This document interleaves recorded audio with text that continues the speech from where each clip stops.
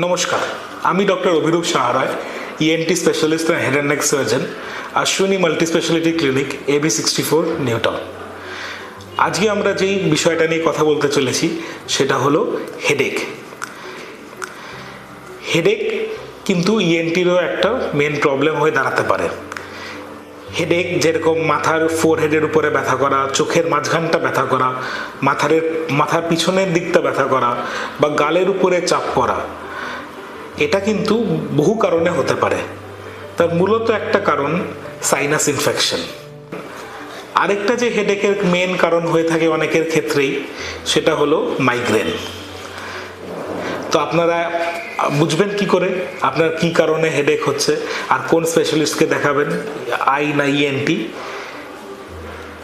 Mainly sinus headache হলে আপনার সর্দি, নাক বন্ধ, নাক দিয়ে জল পড়া, এইসব জিনিস সাথে থাকবে। অনেক ক্ষেত্রে সেন্স অফ স্মেলও চলে যায় সাইনাস ইনফেকশন হলে, জ্বরও আসতে পারে। এইগুলোই মাইনর অ্যান্ড মেজর ক্রাইটেরিয়া।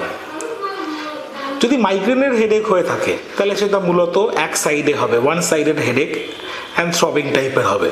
ওর সাথে কি হবে? ফোটোফোবিয়া অ্যান্ড ফোনোফোবিয়া, অর্থাৎ অতিরিক্ত আলো বা অতিরিক্ত আওয়াজে অস্বস্তিকর একটা অনুভব।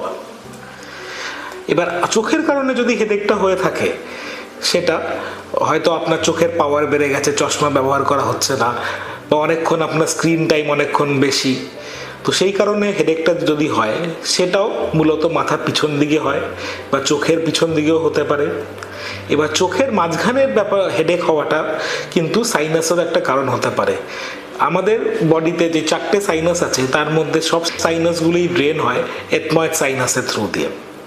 সেই এথময়েড সাইনাস ব্লক থাকলে বা সেখানে কোনো ইনফেকশন হলে কিন্তু আমাদের দুটো চোখের মাঝখানে অথবা নাকের গোড়াটায় ব্যথা হয়। তাই আপনার যদি এরকম কোনো ব্যাপারেই ব্যথা অনুভব করেন, ঝুঁকে পড়লে যদি ব্যথাটা বাড়ে, সেটা কিন্তু একটা লক্ষণ সাইনাস হেডেকের। এরকম কোনো অসুবিধাই হলে আপনাদের নিকটবর্তী কোনো ইএনটি ডক্টরকে গিয়ে দেখান এবং তার পরামর্শ নিন। থ্যাংক ইউ, ভালো থাকবেন।